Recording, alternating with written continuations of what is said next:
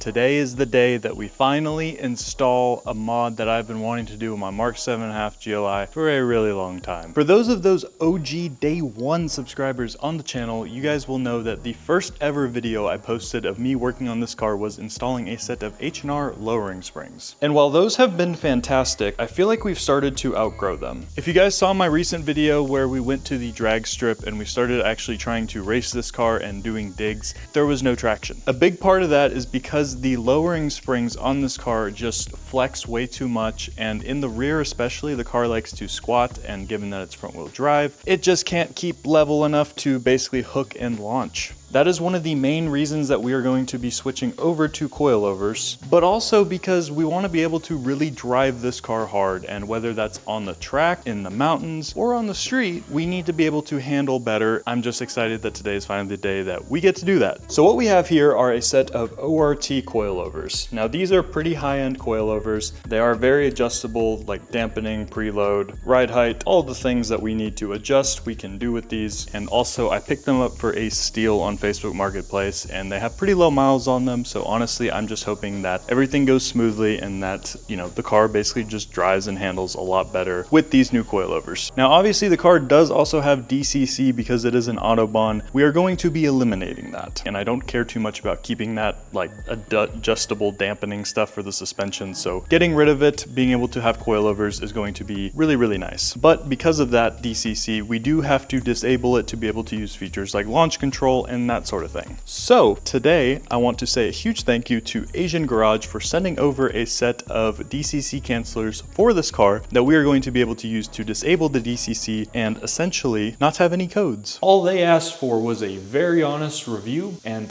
to give them something that they can improve on. Here is my thoughts on the Asian Garage DCC cancelers.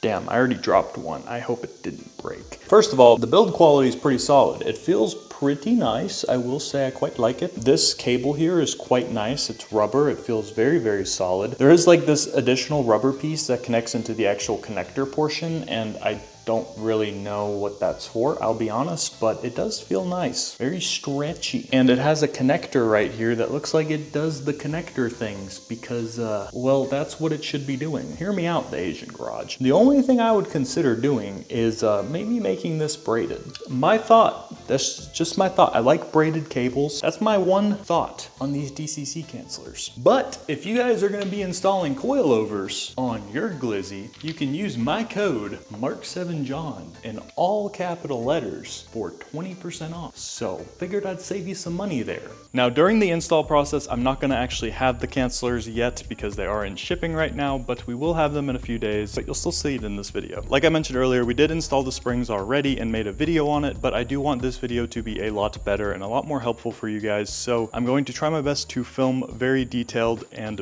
basically do a voiceover, and I'll also be streaming on TikTok live while I do this because it sounds fun. So if you don't follow me on TikTok, go follow me on TikTok. Without further ado, grab a cup of coffee and sit back because we are gonna get started.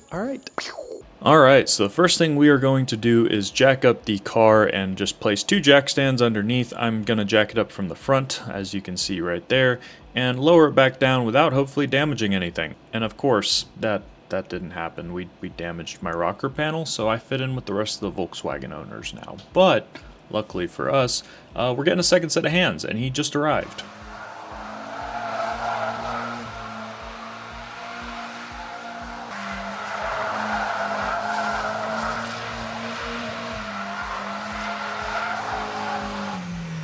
Bam, look at that. All right, now we got to start with the front struts, and we are going to pop out that DCC sensor real quick with a little pick or something. Grab yourself an 18mm socket, undo the front sway bar end link, and for our situation here, we are going to be doing this a little bit different. I saw a trick from FCP Euro, and they basically made a video on how to do this strut removal without actually removing the axle or lower ball joints on the lower control arm. And so that's what we're going to be trying to do today. Grab your 18mm again, grab yourself a 14mm triple square that looks like that, stupid Volkswagen shit, and put it on an impact gun because you got to break this free from the knuckle. Once you break it free though, the bolt will start to come out. You can grab it out and put it to the side. Next, grab your spicy strut spreader and make sure you put the longer, flatter side in. and crank it over until the wider part basically separates the knuckle. Next, grab your 13mm ratchet and undo the top bolts sitting on top of the strut tower and just kind of loosen them all up. I kind of did it in this like awkward triangle order or whatever, but you know, either way. Grab your mallet, start banging the shit out of your strut tower until it pushes up out of the knuckle, and yeah, it'll eventually come out. This is the trick that I was talking about, where we don't have to remove the axle, pull out the knuckle, or do any of that stuff. We're just basically putting some pressure down on the knuckle and rotor assembly, pushing out the strut, and obviously be careful not to overdo anything and, you know, break it. But worked out fine for us. Putting the new strut back in, just kind of snugging it up on the top. Honestly, this method was way easier doing it this way. When I did the springs, it took like 5 times longer removing the axle, so yeah. Anyways, we're using a jack to push up on the knuckle, and basically with the strut spreader still in place, we're just kind of leveraging it around the strut assembly. And on these coilovers specifically, it kind of just like limits to where how high you can go, because there's like a groove or a notch or whatever.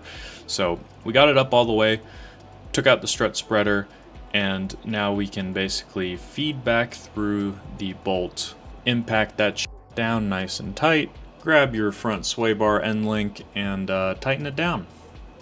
Now I only did the driver's side front, Garrett did the passenger side front, so we kind of did it simultaneously, but you know, if I can show you one side, you should be able to do the other. So yeah, this is how it looks. These things are way smaller, way lighter, and just look really, really good.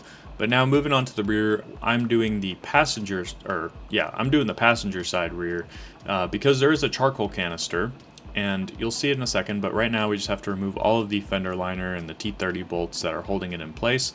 So up there's a spider web. So we grabbed the vacuum, started sucking all them boys away, because we don't want spiders in my car. Grab your 13mm wrench again and remove this bolt hanging onto the charcoal canister so we can take it out of the way and access these top two. I believe these are 16 or 18mm. Now we're going to first start with undoing the sway bar end link, and you're going to need a 13mm wrench and a 13mm socket, because there's a nut on one side and a bolt on the other side. So you need two 13s pretty much to be able to remove these.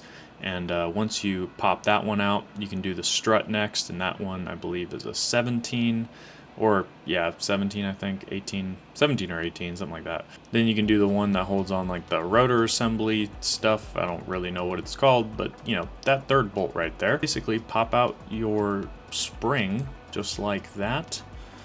Remove the charcoal canister out of the way and grab yourself your 16 or 18mm socket and start undoing the top of the strut assembly, because yeah, you gotta do that.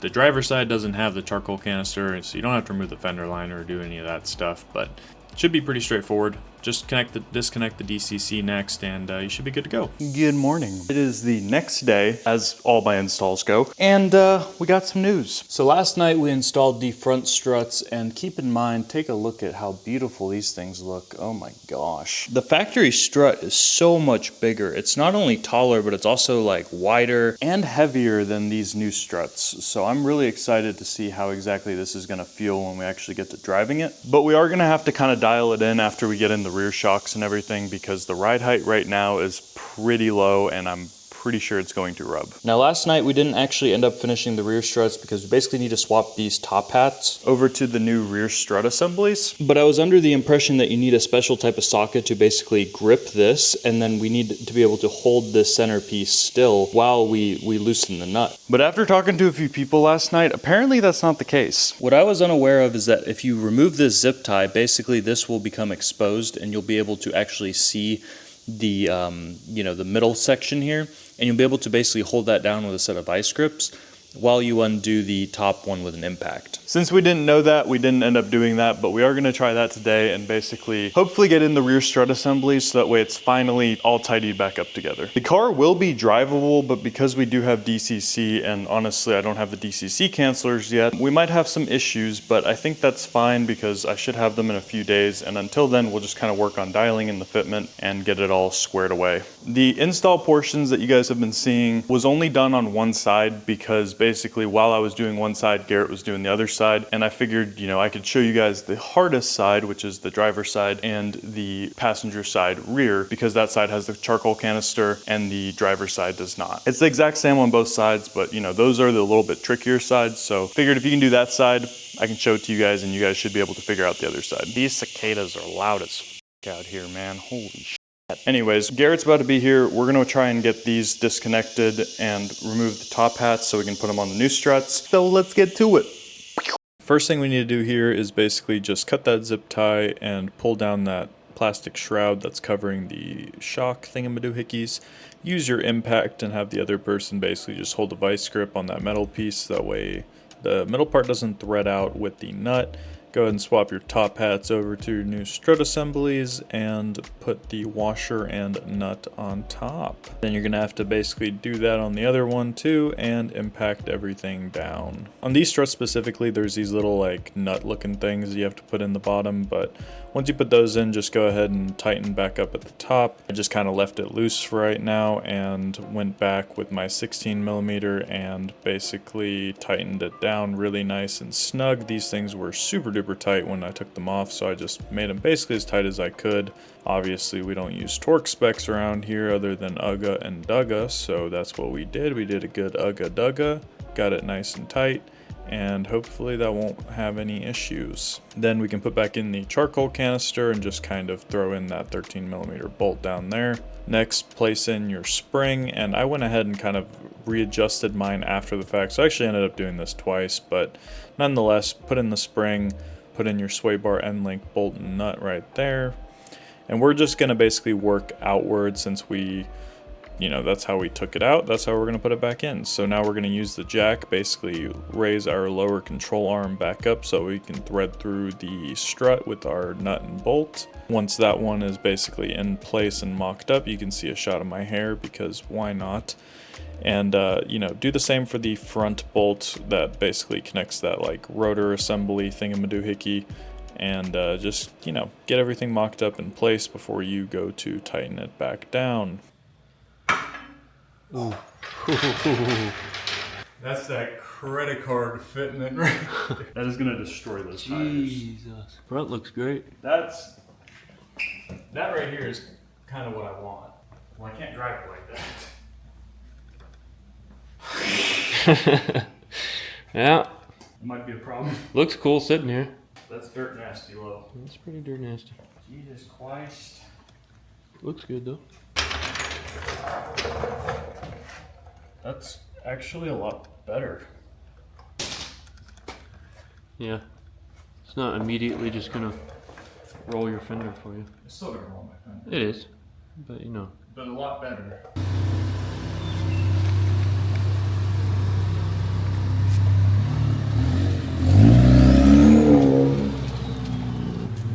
Turn the wheel a little bit.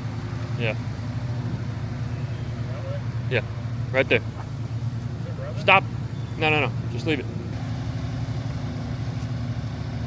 Ladies and gentlemen, it is a new day and we got some DCC cancelers. Without a set of DCC cancelers, we are basically going to have a ton of errors, like a lot of errors. But we can't do the most important thing, which is use launch control. And obviously part of the reason that we're gonna be doing coilovers is to do more drag racing, which means we need launch control, which means we need DCC cancelers. Now these did also come with these like metal ring thingamadoohickeys, and these basically are going to feed through the holes that you can see right there. And we'll be able to attach these to our strut or shock assemblies, hopefully. If we don't have enough room because of how low the car is, then we'll be able to do it on some other part with like a zip tie or something, but we'll just have to kind of see once we get in there. Then obviously we got to connect the connector part to the connector on the sensor on the car. Let's get these installed so we can see if they work and get rid of our codes. All right, so as you can see right here, these are the DCC connectors that come on the car, and these would normally plug into your factory strut. Now, assuming you're not dirt nasty low, the Asian Garage Kit does come with these like clamp thingamadoohickeys. And basically this is gonna go around the strut assembly and allow you to connect it here. Hopefully no issues. We're just gonna go ahead and basically snug this up a little bit so we can kind of get an idea of where we wanna put it. And then of course this connector is gonna plug into here and cancel out our DCC. I just kind of routed this wire behind the coilover and I'm gonna plug it in. Now we're gonna kind of just rotate it so that way this wire here kind of just sits nice and out of the way. Now, as you can see, it's kind of nicely wrapped around the back of the strut, and we can tighten it right here on the side. All right, I lied. I twisted it a little bit more just so that way the connector is kind of a little bit farther towards this side rather than directly behind the tie rod. Should be able to pretty much just cinch this down. Now we can go ahead and do the rears. Here's our DCC connector for the back of the car, and you can see this one is pretty long, and I think this is where we're gonna do it, so let's try it.